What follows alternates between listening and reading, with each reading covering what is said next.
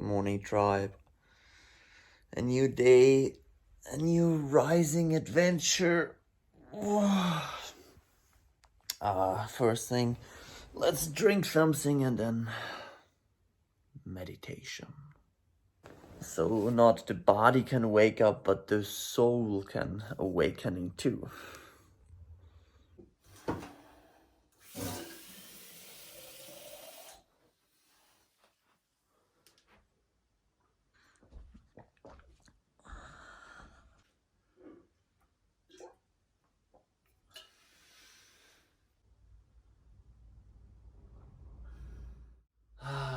What a blessing to meditate. I think meditation is really the one tool, the one ritual we have to apply as human tribe, as human species. Because meditation will always unlock the spiritual potential. And we have all kind of potentials as human beings, but the spiritual potential is still very small when we talk in a humanitarian context. So meditation will definitely unlock the spiritual intelligence and will therefore serve the personal self, but as well the global consciousness and the global family a lot. So I make sure I meditate every day at least 10 minutes. I sit. Sometimes I have some affirmations, sometimes a prayer comes, but usually I'm just sitting in stillness and practicing presence. And on a yogic approach, you can say, of course, you meditate to connect to yourself, to the soul, to the higher self. But on another perspective, you can say you're as well meditating for humanity. Because when you're meditating, you're illuminating a vibration, or you're expanding into a vibration which in a certain level from quantum physics will reach others. So you generating a certain energy which influences the world. And when millions of people meditate, and millions of people meditate regularly, something is happening. There will be a global awakening, more accessible. And when more people are aware and awake, obviously it will be easier for other people to tap into that energy too. Because there is this collective potential, this collective consciousness, and I really believe in that. And when we talk about awakening, I want to make something very clear. Awakening is for everyone. It is for you, it is for me. And we all experience awakening and profound awakening regularly. But sometimes we don't have the inner landscape, we don't have the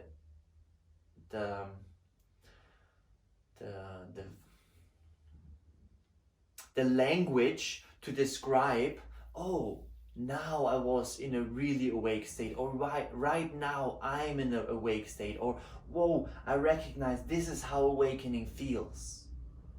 Often we are awake, but we don't realize that we are awake. And that is a pity, because then you are not aware about the preciousness and the magic that just happened.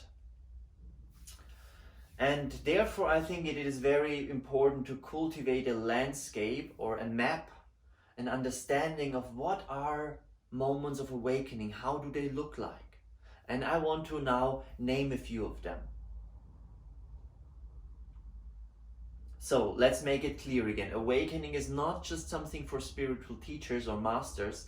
Awakening is for everyone, and everyone has those moments. We just have to recognize it. And another thing to say before I go into that, awakening is never one bottom line, like you're there and you will be forever. That's just not the case. And most spiritual teachers agree on that awakening, of course, a spiritual teacher, he had maybe a very strong enlightenment moment and can keep that enlightenment, that state of consciousness, more stable, more attuned to that reality, more frequently experiencing the power of awakening, but as well they have their ups and downs. That's, I think, just part of human nature right now. Okay, so awakening is something that constantly happens or happens not. And the first, for me, most important quality of awakening is this deep state of presence, alertness, and awareness. That you're just experiencing the power of now, the simplicity of now. That you are observing your thoughts, your energetic feedback, your emotions, the landscape around, the people around, the trees. You're in touch with everything inside and around. And that is a real big accomplishment, because through this state of presence, a lot of your mind activity will slow down and reduce. And we all know when we are so trapped that we cannot be present because we are all the time addicted to the mind stuff. All the time thinking, worrying, managing, trying to figure out, analyzing, judging, boom, boom, boom, boom, boom, boom, boom. And presence changes all of that. Presence is awakening into what is, without putting the whole mind stuff on top of it. Very powerful. And that is why when I meditate, this is my main focus. I meditate and I find a state of presence. And space is emerging. Space, the energy centers are opening. Good. Another criteria for me for awakening is this childlike happiness, childlike joy, childlike playfulness. That out of no reason you're just happy with what is. You're happy about flowers, about hearing birds, about trees. You want to climb them up. When you taste the fruit, fruit is so delicious because you're just So always have this childlike, like when you experience you're in this childlike state, that's a state of awakening. You're just celebrating life. You're dancing. You got this song going, and you're just you feel it. You feel the fun, the joy, the vibration, the ease. And you smile, and you don't even have a big reason even. And there is nothing special, crazy, great happening, let's say. But you feel it. You're tapped in, you're turned on. The fire, the passion. And that's a really great thing. And often those qualities of awakening, they accomplish each other. So when you're present and you still have this joy, you will not lose yourself in joy. And you will not suddenly collapse and fall back into a deep black hole, because there is this consciousness carrying the joy. So they really belong to each other, or they really benefit from each other. So presence, childlike approach on life.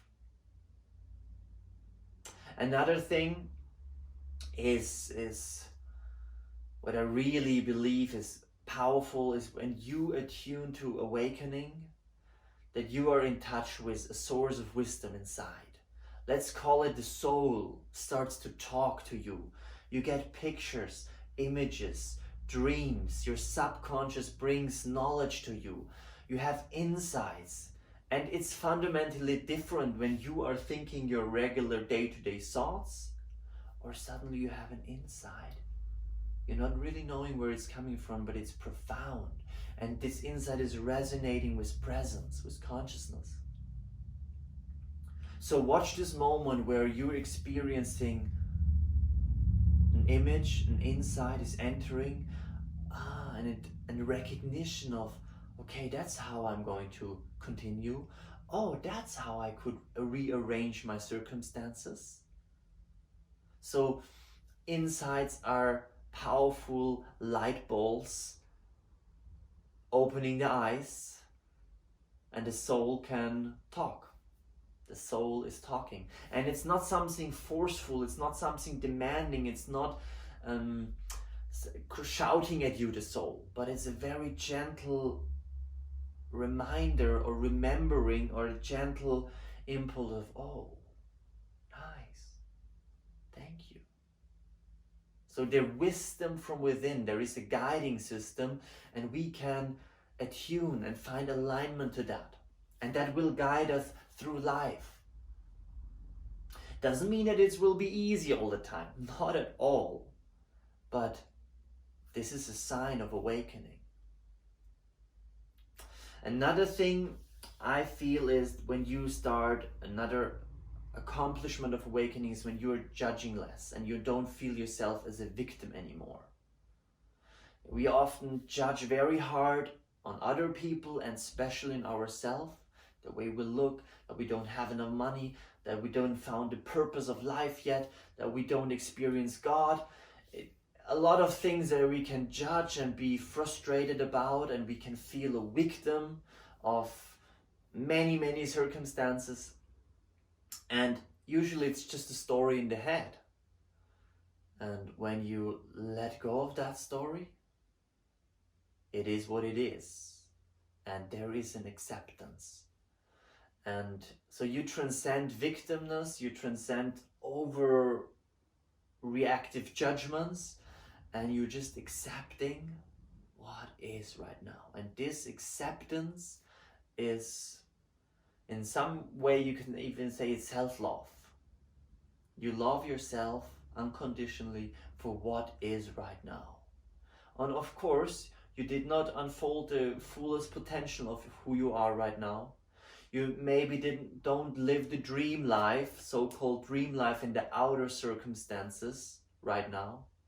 But that's not the point of life. That's not the point of the spiritual quest or the spiritual enlightenment. The outer circumstances can be very limited.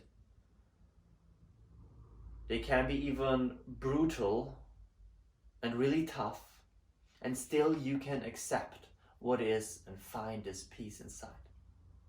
So acceptance is a key component of awakening. And with this acceptance, a lot of things fall apart. You can't have enemies and victim. You can't be a victim when you're truly accepting that the other is not the way that you want or the way you want him to behave, but you accept it for that moment right now. And the last components, I mean, there you can go on and go really into detail, but the last great components of awakening for me is that you tapping into oneness. And yeah, I'm not having this experience often, and I wish it would be more often, because this is just this sweetness of life. It feels like God is touching you, you're blessed, love is pouring over, love is radiating inside and all over, and you're just here and witnessing the gift, the magic of life, and everything is perfect the way it is. You're in total peace, there is a big amount of stillness, and there is God. And you know that you are part of this bigger reality, this internal reality, and you're just a little fragment, a little form, a little ripple, temporarily appearing and going again. But this tremendous, profound recognition with all this love and consciousness, this embodiment of God, this connection to divine source, this is as well a sign of awakening. And yes, just very brief moments. The most profound that I experienced that was honestly through a mushroom ceremony. But I know it was awakening. It was transcendence of every fear, of every limitation into the pure being, infinite being, the infinite reality of what life is, the essence of life, the oneness. And for me, this is as well part of awakening. Of course, we could go on, and I think everyone can build his own awakening landscape, and every day, hopefully, we recognize, oh, okay, I was so childish in a moment. Or even when you are in this childlike mood, yes, you celebrate it even more because you know this is part of awakening. And then you're super still and present, alert. You maybe just touch a tree and feel the tree. Or you feel the water, you touch the water. And then maybe you in meditation, you suddenly feel God and the love. And then you know you're struggling, but then you recognize again, okay, it's about acceptance. I accept myself. I'm not complete. I'm not perfect. I never will be. There will be always struggle. Life will always be damn hard. But still I'm accepting. And you're creating already space and light. And as well, awakening is not only about yourself at all. It is about realizing that we are all in that. And when you practice awakening, when you tap into the realization of awakening, and when you share and start to make this something not abstract and far away, and awakening is something gurus talk about. No, you are allowed to tap into awakening. You are tapping awakening. You make awakening your own. You're saying, yes, my soul is talking to me. I'm connecting to my soul. I let my soul guide me through life.